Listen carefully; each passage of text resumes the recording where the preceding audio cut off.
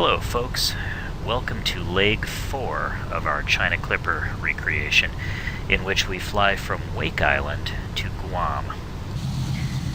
It is a beautiful morning on Wake Island, much nicer weather than what we landed in yesterday afternoon, huh? Spectacular morning, just about dawn on Wake Island. Let's take a look at today's plan. You know the drill by now. So here's where we've flown so far. We left Alameda, California, arrived Honolulu, left Honolulu, Midway, left Midway, arrived Wake Island. It is the morning of November 27th, because if you notice this yellow line that jags through the middle of the Pacific here, this is the international date line. We left Midway on the morning of November 25th. We arrived Wake Island that same afternoon, but because we crossed the date line, we actually landed on November 26th. We lost a day. So it is now the morning of November 27th on Wake Island. 1935, and we're continuing our quest across the Pacific. So here's the route from Wake Island to Guam. It will look familiar by now. It is a mostly straight line with checkpoints every hour or so. We'll be navigating primarily by dead reckoning and celestial navigation.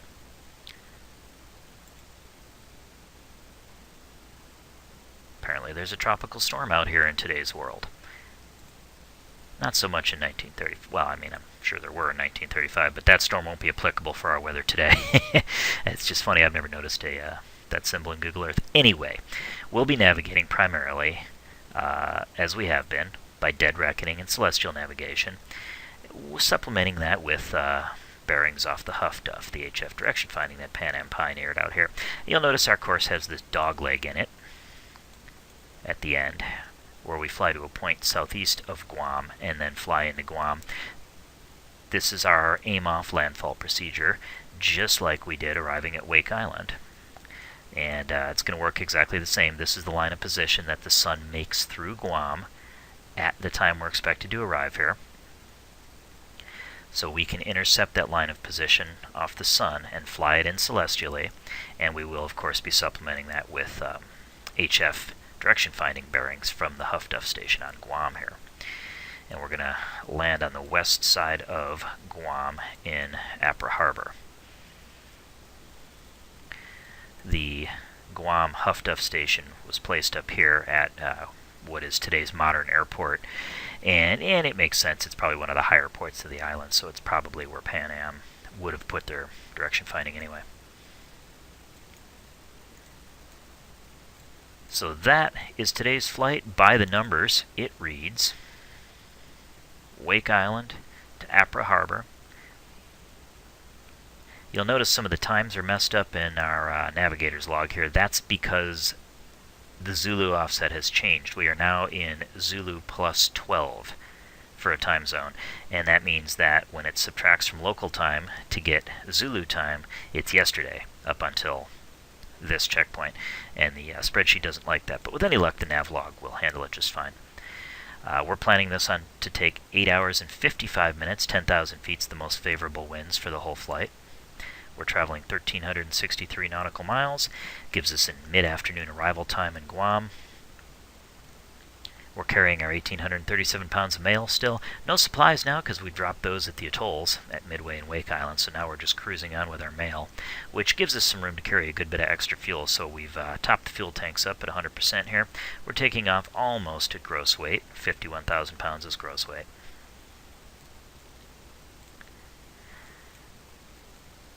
No significant changes on this leg from what we've done on previous legs. No new information to add. It's just another hop across the Pacific from one tiny atoll to a slightly bigger target. And the Pan Am crews, they did use the aim-off landfall procedure here for Guam as well, just because it is a small enough target, and there still isn't any land between Wake Island and Guam to fly over and directly fix your position. So it's 1,300-something miles of dead reckoning and celestial navigation. So, accounting for the fact that there could possibly be some position error by the time we arrive in Guam, they would plan to aim off and intercept this sun line to supplement the HfDf, which nobody really trusted still. It was still being proven on this flight. That's the plan. We'll have the tender tow us into position for takeoff, the wind's out of the east, and we'll get going. Alright, we're in position for a takeoff. We're pointed to the northwest. We've got about a straight right crosswind because of the shape of the lagoon here on Wake Island. This is really the best we can do and have plenty of room for a takeoff run. So we'll be taking off with a right crosswind. Cowl flaps are open. We'll turn the pitot heat on, bright enough that we don't need the landing light. The props are full forward. Controls are free. Trim is set. There is no flaps to worry about. It's time to get going. Takeoff at...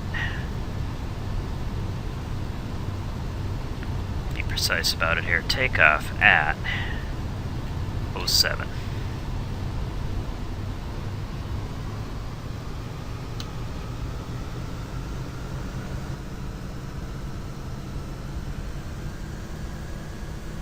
There's our step. She's trying to weather vane to the right into the wind pretty good. Taking a good bit of left rudder to keep it straight. We'll get some aileron into the wind.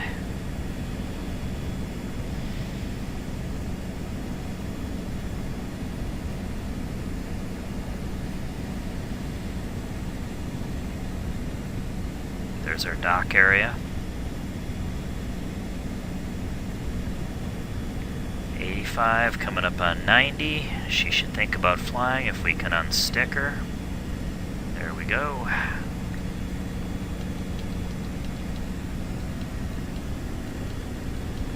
We'll pull the power back and stay low, and we'll make a pass over our dock again as well.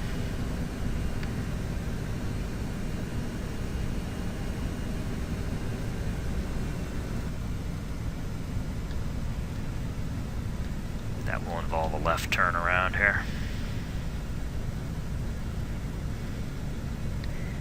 And yes, for those of you who have pointed out that I rarely make coordinated turns in this airplane, noticing the ball sliding around. The rudder dynamics are pretty strange in this thing, and I challenge you to download it and do a better job. Let's just be glad we're going in the right direction. Don't worry so much about the ball, okay?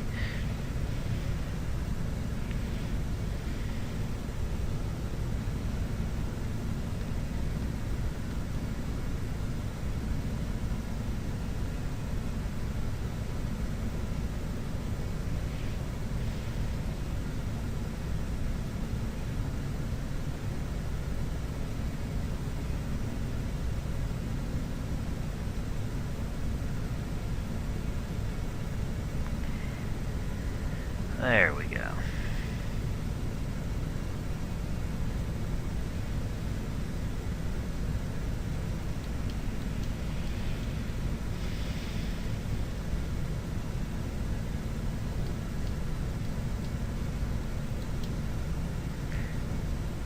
It's dark enough out I can't even quite see our pier, but I'm pretty sure if we fly through that gap in the trees on the spit there, we'll go right about over it. There it is.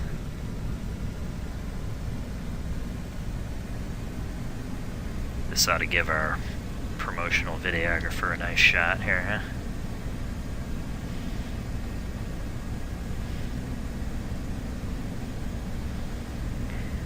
You know, Pan Am was a theatrical airline. I'm sure they had footage of things like this.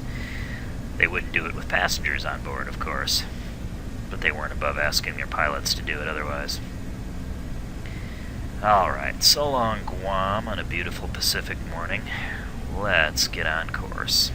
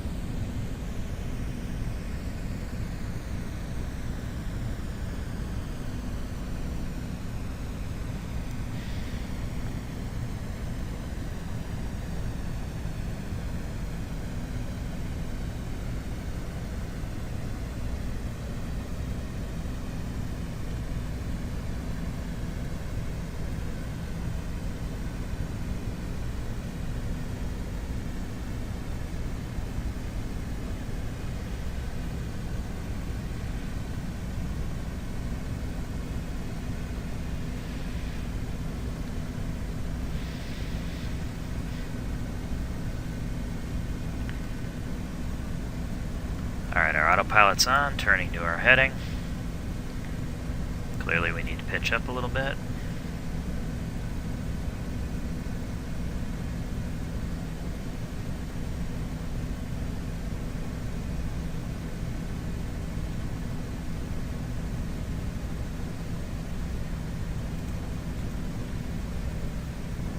I see what I did. I accidentally turned on altitude hold, guys. My bad. Let's try that again. Alright, climb power looks good.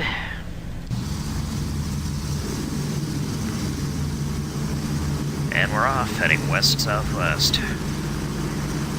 So long, Guam. See you on the way back around. And I will see you guys somewhere about halfway to Guam.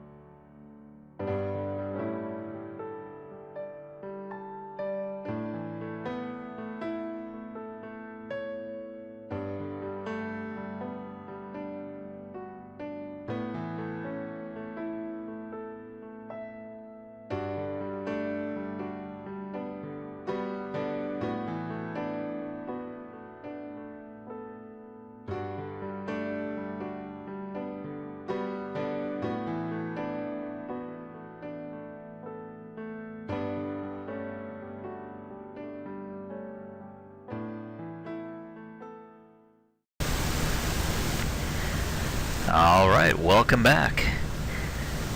A real nice day out here, as you can see.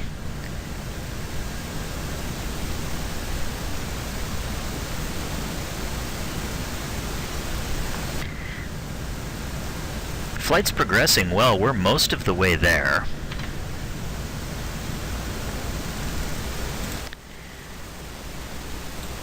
We are past checkpoint 9, heading towards our LOP intercept, which we'd originally calculated for 0435. This is where we make the right turn for our landfall procedure, and we intercept that line of position off of the sun and ride it into Guam. We'll also use a bearing off the HfDf, of course, and I've pre-calculated both of these. We know that the sun line of position that we're trying to intercept is this line right here. We know that the sun is at an azimuth of 227, and we are looking to measure an elevation of 40 degrees and 25 minutes up. I have my sextant set up for that shot. This is the assumed position, which I'm using Apra Harbor in Guam for our assumed position. There's the azimuth and the pre-calculated angle we're looking for the sun to make. We'll take another shot. You can see we're not quite on it yet. We still have to adjust down a little bit, although not too much anymore. So we're definitely getting closer. Distance offset of 15 miles yet. As far as the HfDf goes, we're looking to bear 143 degrees from the HfDf station when we make the turn. It's a little different than the sun line of position because you see we're going to different places. The sun line of position goes through Apra Harbor. The HfDf's over here on the higher terrain on the island, at what is today the airport on Guam. So from the HfDf station down to our landfall turn is about 143 degrees. And we've been taking HfDf shots, or we've been requesting HfDf bearings, I should say, from the radio operator on Guam. And let's see where we're at now. We're definitely closer than we were. 135-ish, so we're definitely closing in. We're definitely closing in.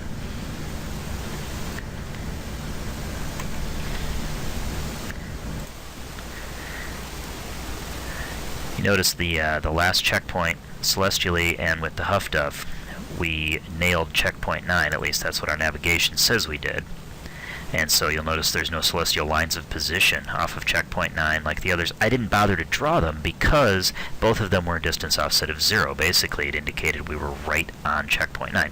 So for our navlog, we used checkpoint 9 as our last position check.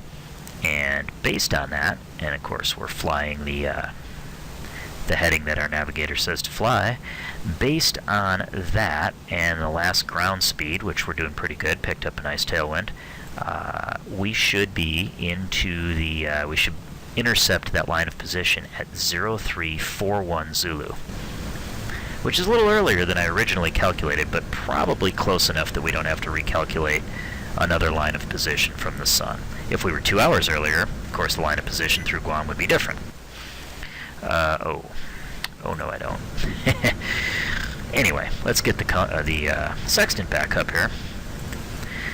Keep taking shots.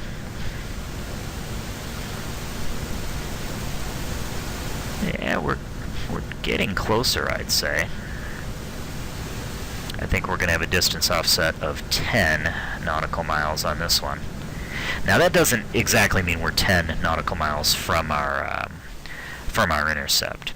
You'd actually have to plot the line of position on the chart here to figure it out. But as that distance offset gets closer to 0, we know we're closing in. When we get a sextant shot with a distance offset of 0, we know we are on that pre-computed line of position. And the same thing is true for the HfDf. When we get a HfDf bearing returned from the radio operator at Guam of 143 degrees, which coming up, we're about 139 now, 138, 139. It is 0338. We calculated per our dead reckoning we should intercept that line of position at 0341. I think we're going to be pretty close.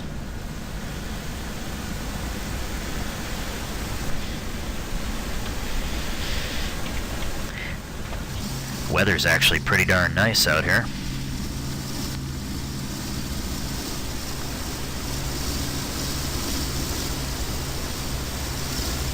Haven't seen land since we left Wake Island, and Wake Island wasn't much in the way of land. Guam will be the first meaningful, really like substantial piece of land we've seen since we left the Hawaiian Islands.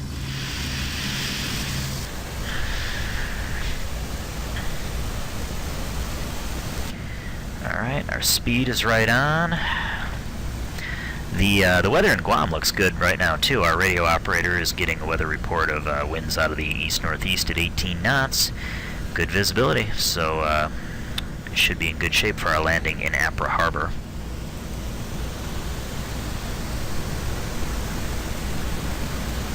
And now we're about 140 degrees from Guam. We're definitely getting closer. 2 minutes from our calculated LOP intercept. 1 minute, really. Try another sextant shot. Oh, pretty close. Pretty close, guys.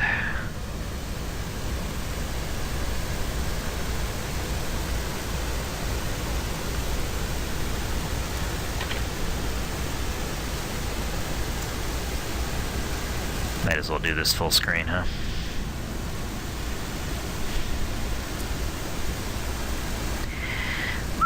Yeah, that is, we are just about on that LOP.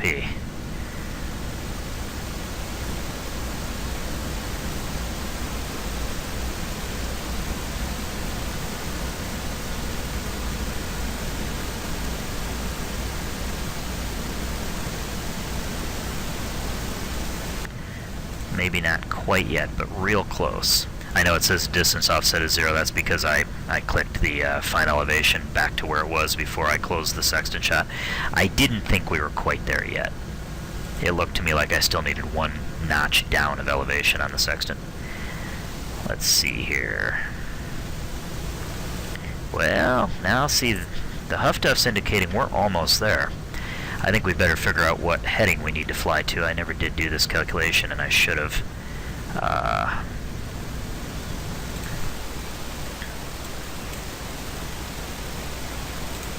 Let's at least get the, whoa, easy there.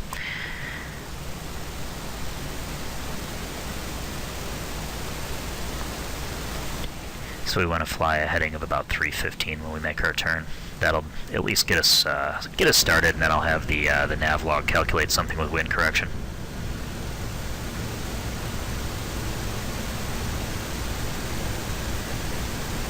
Alright, according to this, according to the HfDf, we are on our LOP intercept, and we'll check with the sextant one more time. Our dead reckoning says we're there. The sextant seems to agree, and the HfDf seems to agree. Alright, we will call that our landfall turn. Right turn to 315 to get us started. And that was at 0342.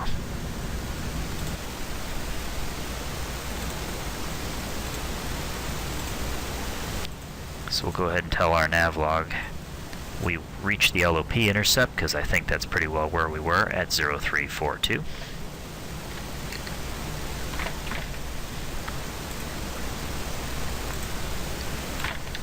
Two degrees easterly variation still. Temperature still 14 degrees. We're still at 10,000 feet. We've been doing 117 knots.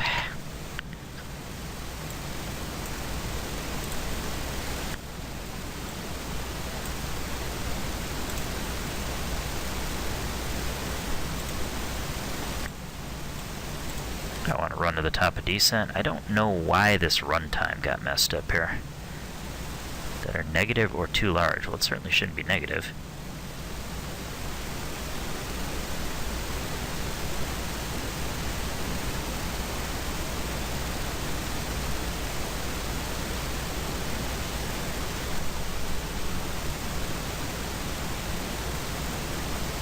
What doesn't it like about that? I did something wrong here, guys.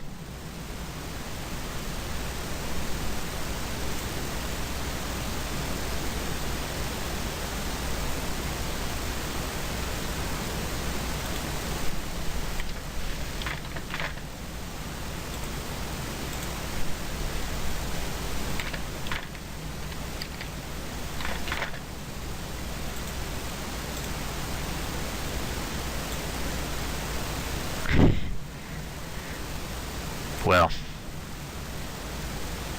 we'll have to revisit that one. But the important thing is that we have made our turn theoretically towards Guam.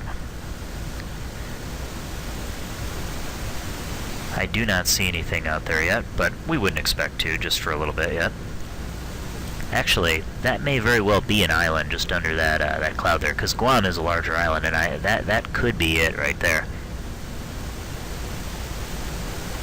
Hard to say just yet. I wanted you guys to see the interception of the landfall procedure, the pre-computed line of position. And now that we've made our turn on, I'm going to try to figure out what's wrong with the navlog and bring it back for the approach and landing once we have solid land in sight. But I do think that's Guam dead off the nose. Alright, talk to you in a minute.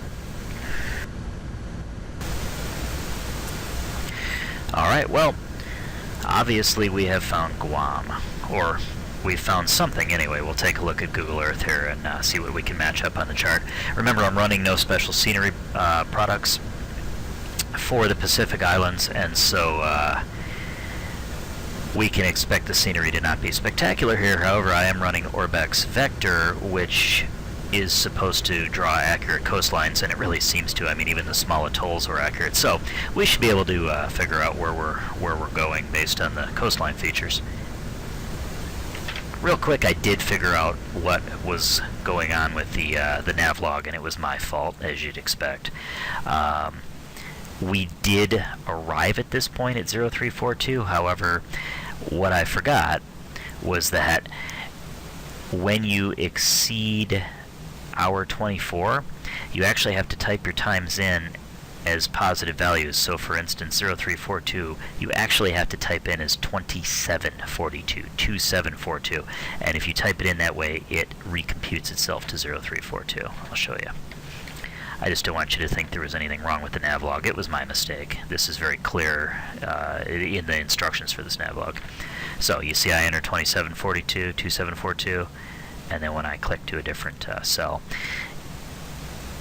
it renames it to 0342, and then all the calculations work correctly. So that's what we're going on. That's what we did wrong there. Our navlog now says we should be at our destination at 0414, and looks to me like we're getting blown a little further west than we want to, because I think the harbor we want to land in is up here somewhere. But we'll go ahead and hold this heading and see how it works out. I'm going to start descending us a little bit, I think.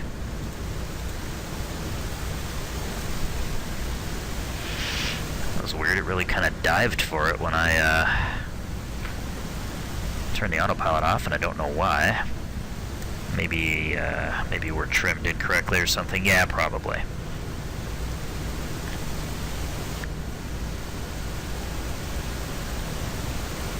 But anyway, ease the power off here. We'll start coming down a little bit.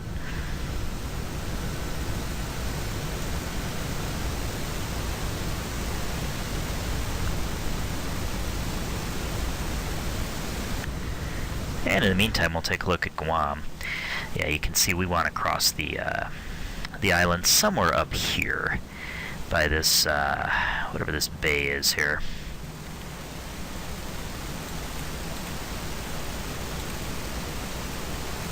Tamamaru, that sounds like an island. Talafofo Bay. And if you're familiar with this part of the world, I am sure I'm going to start butchering names as we go here, because this is a part of the world I don't know too much about, so I apologize in advance. But anyway, now that we're navigating visually, it looks to me like we're actually pointed at something more down here, and we want to aim for this bay here, so I may give us a couple degrees to the right. Yeah, see that lake right there? in the middle of the island. That lake is this Lena Lake over here. We definitely want to be to the right side of that, so we better turn right a few more degrees here.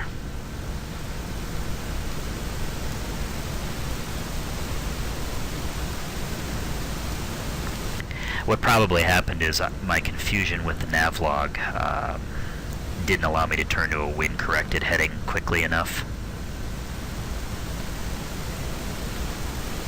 Yeah, let's go a few more degrees.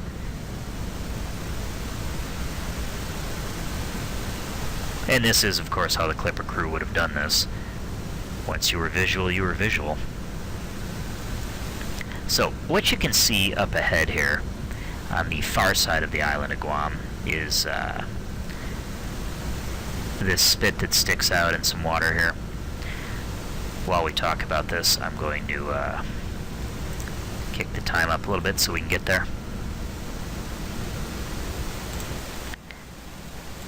But this is where the Clipper landed, and I have to tell you, I wasn't able to find as much out about the Pan Am facilities and the history on Guam as I was about Midway and Wake. Those seem to generate more, and Pearl Harbor, of course, Honolulu, those all seem to generate more press. For whatever reason, Guam was just sort of a matter-of-fact last stopover. So what I do know is that the Clippers landed in Apra Harbor. The actual China Clipper Pier was right over here, and I couldn't tell you if one of these old decrepit docks has anything to do with the mooring facilities or not, but the Pan Am facilities were over here somewhere. This is U.S. naval facilities here, and it was in 1935 as well. And you can see a naval vessel here. So the Pan Am Village was around here somewhere, but I don't know where. But I know it was on the U.S. Navy side of the island. The U.S. Navy's had a presence here since, obviously, pre-World War II. And there's some politics that it's the reason Pan Am, or one of the reasons Pan Am got the rights to use all these facilities when they did, is because the U.S. was already concerned about the Japanese military buildup in the Pacific in the mid to late 30s, and having a civilian airline fly through here was a great excuse to beef up the infrastructure on, even in Guam, but to build infrastructure on Midway and Wake where there was nothing to begin with. So anyway, that's why the Pan Am facilities were over here by the Navy base. Let's see, how are we doing here? We can go down a little more.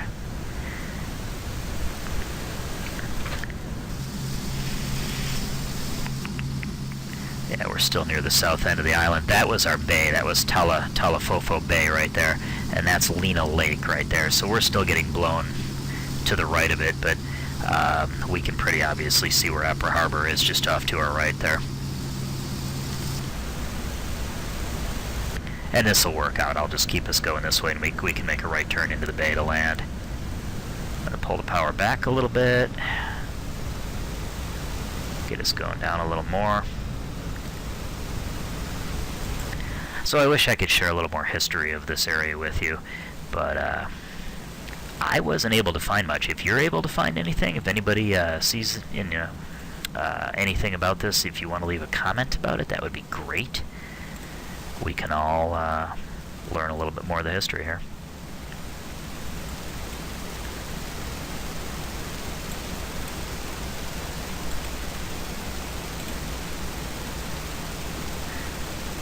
Let's see, the wind, last time we checked the wind anyway, was, yeah, it's still out of the northeast at 22 knots, so we'll definitely just turn and land to the east in this nice protected harbor here. That is Apra Harbor, and boy, it matches up pretty well with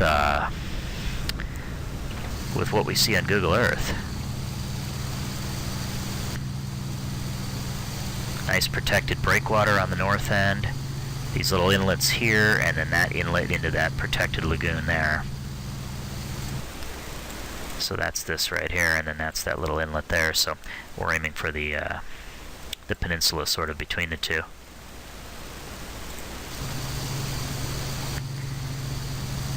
It looks like there's some sort of a large vessel there, probably a naval vessel. This is a big U.S. Navy base.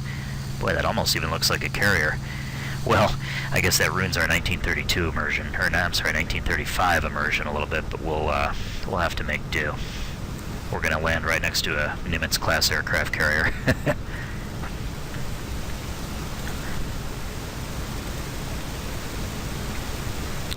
Alright, time acceleration's off. Oh yeah.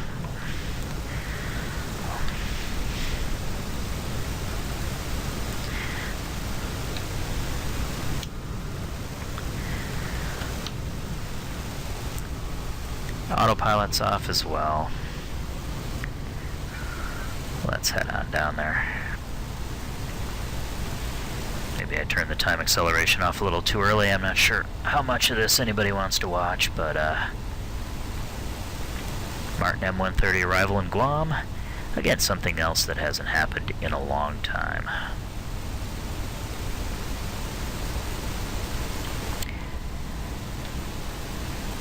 So while we have a minute, I will tell you a little bit more about that that navlog error. The reason that happened is because I forgot how to use the navlog a little bit, and the reason that happened is because the real-world time that has elapsed between my recording of the last segment of this video and these latest couple segments, it really was all summer. It's been several months since I talked to you guys last, and that's it's been a good thing. Been busy, but in a good way. Had a lot of fun.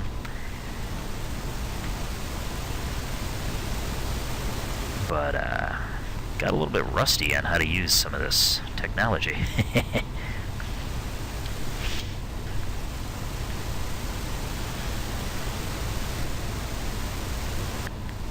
But Orbex really does do a good job with these coastlines, I have to say. And I mean, Guam is a fairly significant place, so it makes sense that it would be accurate, but what they did with the atolls, with Midway Island, with Wake Island, it's actually pretty astonishing how well we were able to match up Google Earth imagery of the old satellite Pan Am facilities with, you know, what Orbex drew there. And the difference between the Orbex scenery and the stock flight sim scenery is really significant. You know, the islands aren't even in the right places in the stock flight sim scenery, so if you were going to try to recreate any of these flights without the Orbex scenery, I'd recommend it. You know, there's plenty of good freeware versions of places like Midway and Wake Island as well, so you might want to try out one of those, or at the very least, put yourself on the Midway or the Wake Island in flight sim, and then take the lat longs and make a mark in Google Earth for that, because that's what you'll have to navigate to.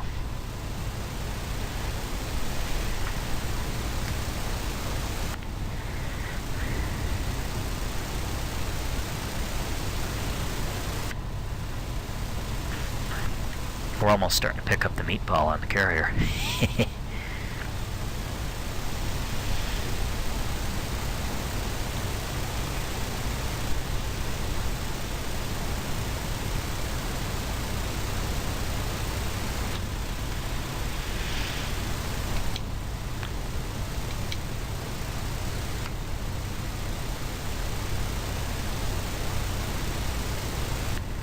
Well, it's the acceleration carrier anyway. I think we all know that Javier's Nimitz is a much better model.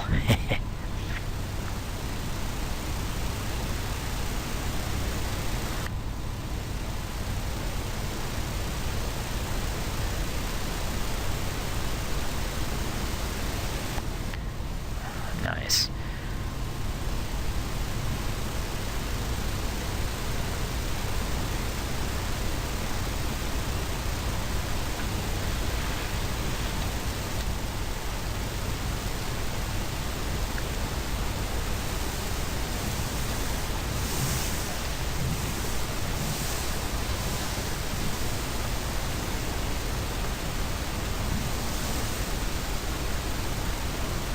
Well, alright. Welcome to Guam, folks. 0419 arrival, 0419. Yeah, by all accounts, after Wake Island, where the facilities were luxurious, especially considering where you were, but fairly Spartan, really, compared to some of the other Pan Am stopover hotels. Guam was a pretty luxurious place in the old world sense, and so we will moor ourselves over here somewhere. We'll have the tender tow us over there, and then the hotel will be over here somewhere, and then one more leg to Manila tomorrow. All right, be back with you for one more quick analysis and debrief, and we'll talk about the last leg. This process is almost complete.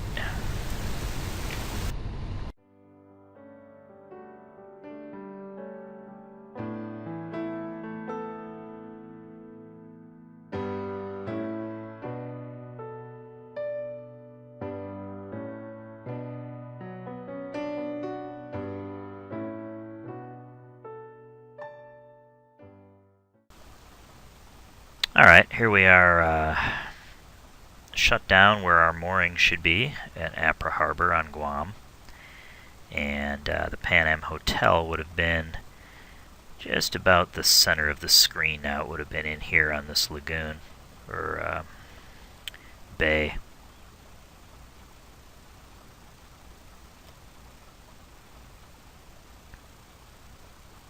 Now we'll just take a quick look at what we've done here by the numbers, and then take a look at the last leg of the journey. Well, here is the one we just flew from Wake Island to Guam. And remember, the yellow line is our planned course line. The green lines are celestial lines of position. The yellow pins are what I took as our position fixes. The blue lines are lines of position off the radio HfDf stations.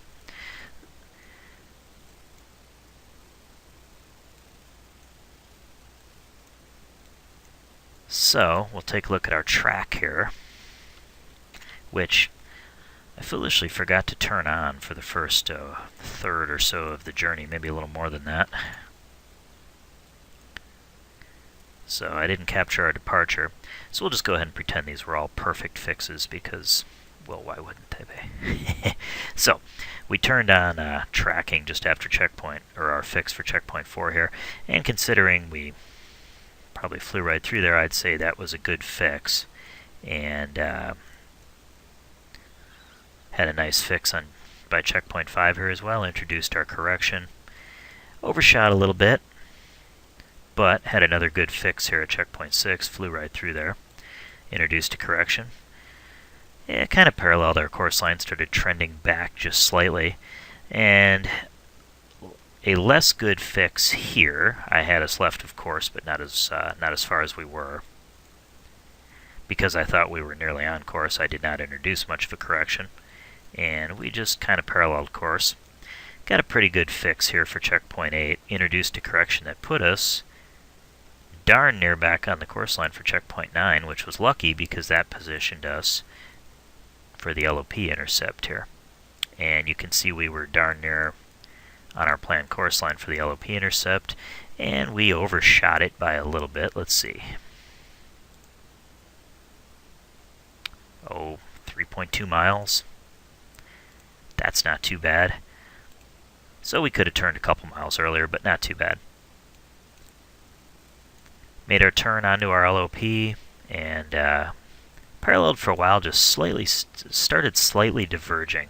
Might have had a slightly different wind than we thought. This is where we picked up the island. Well, we had the island visually for quite a while, but this is where we were able to start navigating by specific landmarks and realized we needed to make a little bit of a right turn to position us for this this right base to final into Apra Harbor. And there is our landing in Guam right there. So we're currently moored right here, and I do know the Pan Am facility in Guam was right around here somewhere. There was a mooring float, so we're in the historically accurate place here in Guam. And then the Pan Am Hotel would have been over here somewhere, like I said, in this this sheltered inlet here. So all right, we will rest up. As a matter of fact, we should be leaving tomorrow morning, but here's a funny story. When Pan Am planned this, somebody in the PR department got confused about the international dateline and how it worked.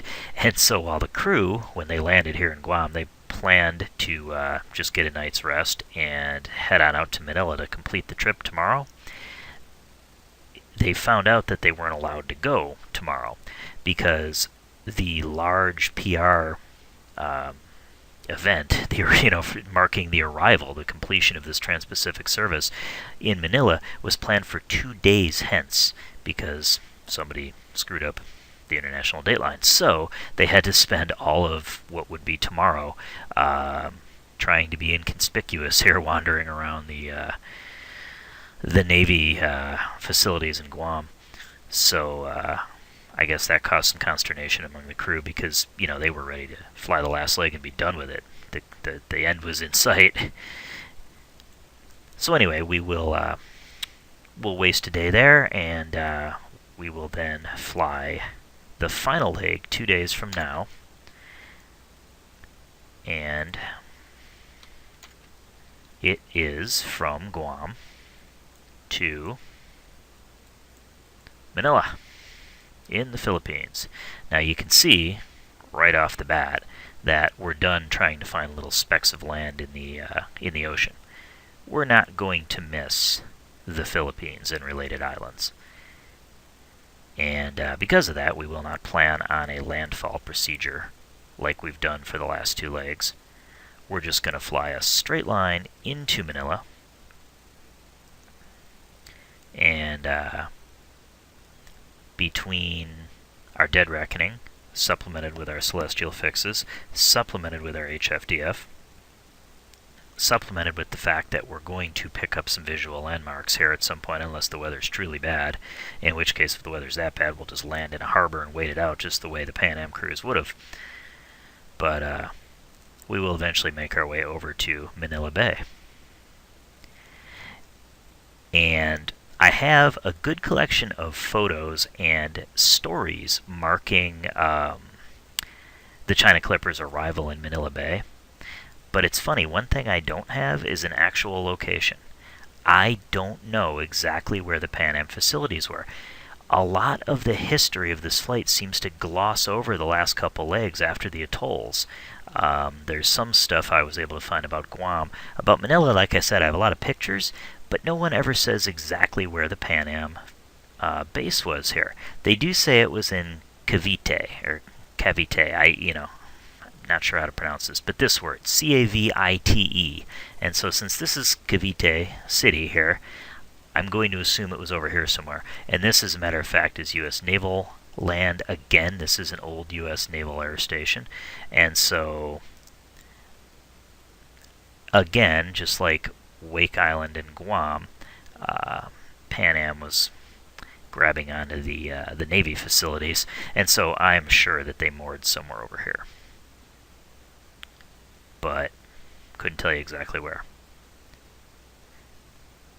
But that's it. That'll be the last leg, and this journey will be complete. Like I said, I do have a good collection of pictures to put up after the last leg. And by the numbers, this flight, block to block, took 9 hours and 30 minutes. About 9 hours and 15 minutes of that was in the air. I added a little time for taxi. I'm sure it would have been longer in reality, but that's what we got. Block to block, 9 hours and 30 minutes.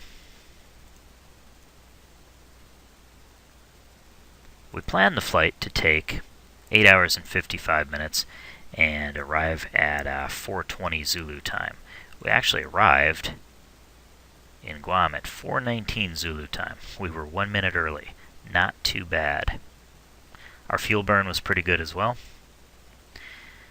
We flew 1,363 miles. I'd say our navigation is pretty dialed in at this point.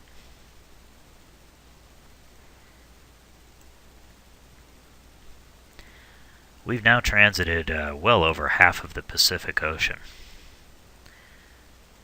Started in San Francisco, flew to Honolulu, flew to Midway Island, flew to Wake Island.